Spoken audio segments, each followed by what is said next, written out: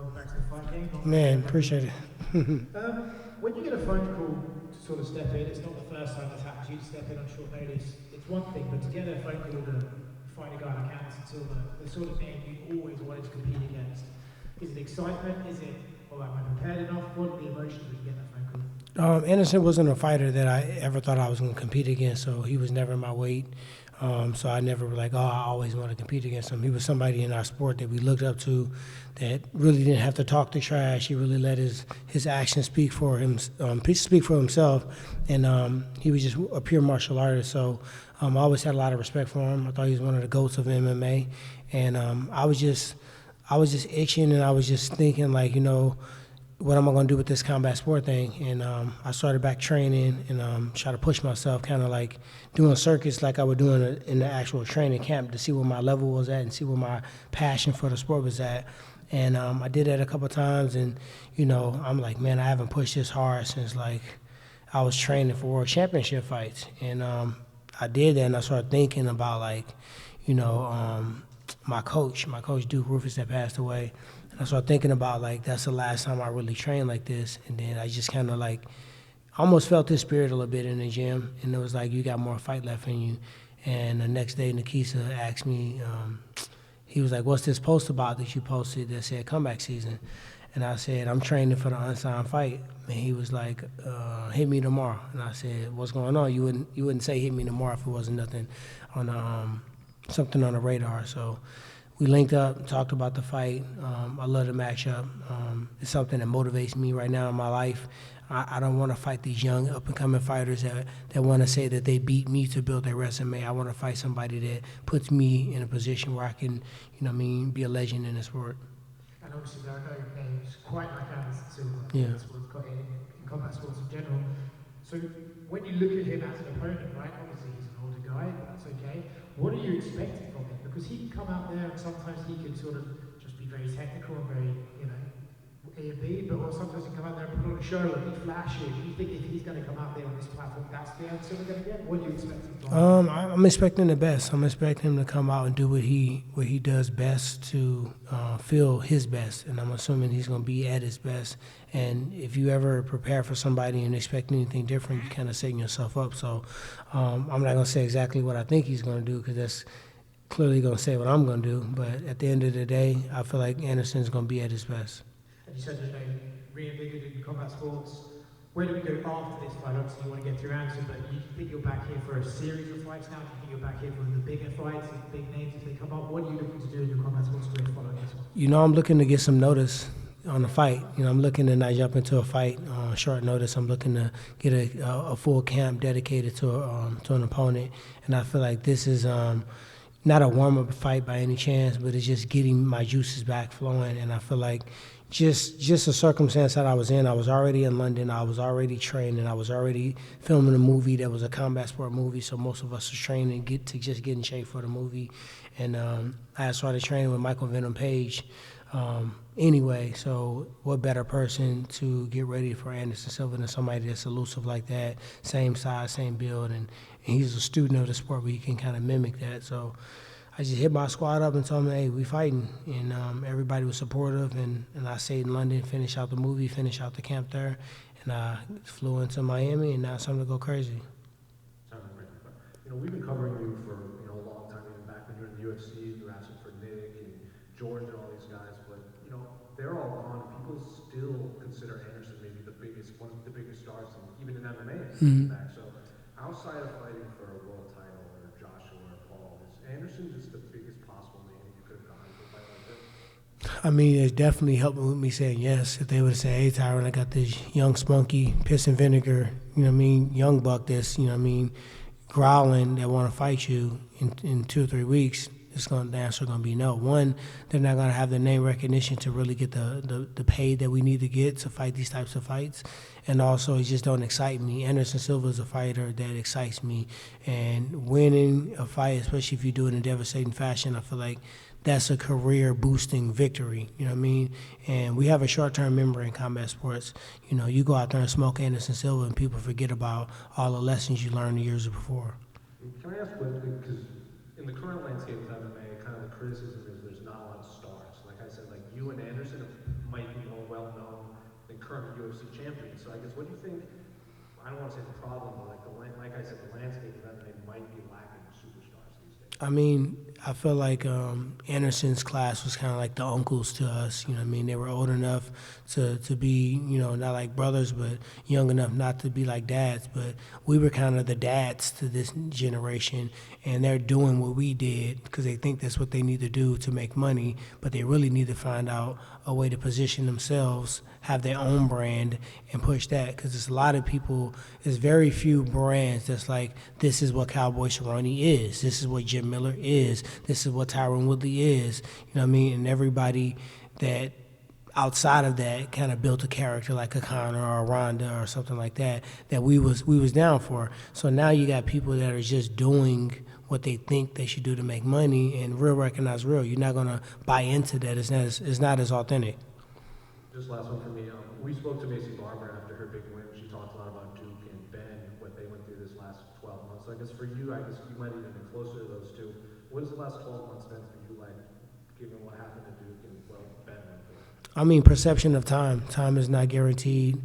My coach just walked through the door right now. He'll talk about, we've been fooled on what time is, So when you're thinking about training, you're thinking about rounds, and, I want to know every motherfucking thing. What we doing? How long we going? How much we got left? I'm gonna do it always, but I'm always gonna complain. So, when you start looking at, what your body can really do is really up to your spirit and your mind.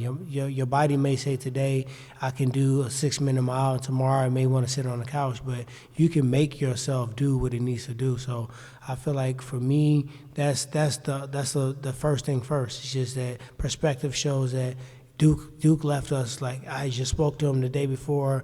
I was texting him the day he passed away about some business. And I was like, give me the chance. I called him, you know what I mean? And it was like, I never expected that to happen. So it just shows you that not to get scared, but like, God put us here for a reason. Don't be sitting on your gifts, wasting time.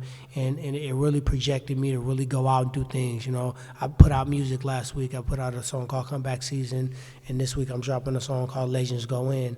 And I used to be fearful of what people think if they would receive certain things. But if God gives you gifts and you have talent, don't be scared to box. Don't be scared to do movies. Don't be scared to do different forms of art just because people won't perceive it, because time ain't promised. So this last year put a lot of things in perspective. Definitely been, never smoked a cigarette in his life, never smoked a joint, never had one drink, and now he walking around with 2 lungs that don't belong to him. It's crazy, you know what I mean? And I'm really thoughtful. I get another opportunity, not just to fight, but to do it the right way. I did well, but anybody that really knows the inside of what I was going through in those moments, I had a lot of distractions pulling me in different directions, and I could have done better. So now it's my chance. It's comeback season. Tyron, real quick. This fight is at cruiserweight. We obviously know you fighting at 170 in MMA, but how much do you expect to weigh for this fight? I'm weighing 195. I'm not gonna weigh a pound less. What a lot of people don't know is I was killing myself to make 170. I weighed solid brick 205. And I used to cut a lot of weight to get down to 170. It's been some very grueling weight cuts where my coaches had to push my knees up and down just to get me to run. I was old school. I never did the Epsom salt baths and alcohol and hot tubs. I just didn't know how that was going to affect my performance. I can't just try some new shit and all of a sudden I'm fighting for a world title fight. You guys are going to be like, okay, well, he lost because he did a Epsom salt bath and never did it before. You don't get a pass. So I had to stick to what I know, which was a lot of running, a lot of drilling, a lot of training, and cutting your food down bit by bit. So for me to go out there and fight free closer to my weight, it feels good. It's less stress, you know what I mean? Anderson is going to have to cut a little weight, you know what I mean? So I'll have a little bit of an advantage there. But I feel like the heart and just being a better fighter, I feel like it's my ultimate advantage in a fight. You mentioned how you want to continue fighting and get some big names and make some noise. What are some of the names that interest you? Obviously not looking past Anderson, and does that only entail boxing, or could that mean a potential return to MMA? I mean, I don't know. I don't know about that. I'm still praying about that. So I feel like I haven't heard what the MMA deal is. But at some point, I'm going to have to figure it out and give it a proper close. I think it's due that for all the things that mixed martial arts did for me in my career. Boxing for sure. But I just really want big names. I really want big fights that are exciting because this fight motivated me and it got me to do things that my body wasn't supposed to be able to do, especially on the short notice. So I mean, it's some names out there. I mean, a Nate Diaz or a Nick Diaz would be a phenomenal fight. I've always respected those guys. They don't understand that when I want to fight somebody, it's because I respect them. Like I respected Carlos and I respected Rob and I respected Darren Till. It's no animosity. I think they're the best, and you can't walk around and say you're the best without fighting the best. So.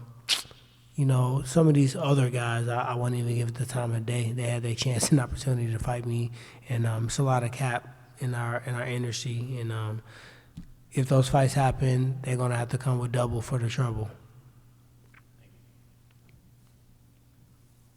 We've obviously seen quite a few MMA fighters transition into boxing now. What would you say has been the toughest part for you? What have you found the toughest? I think the toughest thing is that we're so used to defending different martial arts, so our stances are a little bit more square. I'm still working on trying to get my stance a little bit more linear. Also, we got to worry about knees, kicks, takedowns, so we can have a little bit more weight on the front leg than boxers. And once you get the fundamentals and the foundation of boxing, now it becomes an onion. So you got different feints and different counter attacks and different rolling uppercuts and rolling underneath and shucking and jiving. So it's so many layers that I just get to the point where, I admire it and I love watching it, but I don't feel like I'm invest all my time trying to look like Canelo or Lomachenko or some of these other guys. It's fighters and boxers that, They did solid defense, hard punches, great counters, great cardio, great footwork, and they did exceptional. Do you feel like you could switch between the two, like you're talking about possibly going back to MMA again? You know what? I really don't know about the MMA thing, man. That MMA is tiresome on your body. You know what I mean? I ain't as old as Anderson, but, I ain't as young as, some of these younger guys out there. So at the end of the day, it would have to be, for MMA, it would have to be something that's just such a big fight. Like, I'm talking about like a George St. Pierre or like somebody that come out of the woodwork that's like, we got to do this. I don't care what my body feel like. Or the payday just got to be ignorant. I signed with a league last year that's still working out the kinks, and I signed with their league because they was paying me the same type of money I'm making in boxing. So at that point, okay, let's get it then. Tyron, in terms of the main event, there's not many people that have actually checked Wimbledon. You've checked Wimbledon twice. Do you give him a chance? I want to see him win randomly. I don't know why. I feel like, a lot of people is like thinking that I'm supposed to hate this person because I lost him. Why? I was technically a business partner with him, right? We made a lot of money in that fight. We built up the entire culture during that 2021. We had the two biggest fights of the entire year. Nobody had a bigger fight than we did. And I love when people count me out. So it's tough to love always being the David to Goliaths, you know what I mean?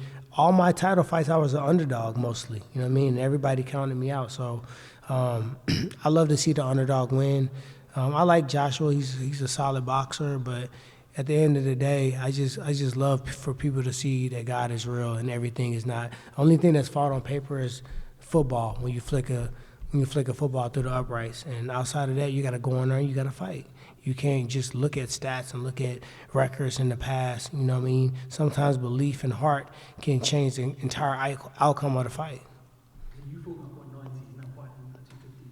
Do you think Jake has the power to knock out Joshua? I mean, if somebody that weigh 250 punched me in the face right now, we fighting.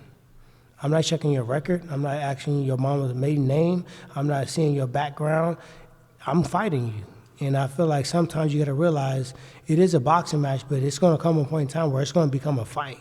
And if you got the fighting spirit, you can make a fight, you know what I mean, out of anything. So that's my thought on everything. Got it.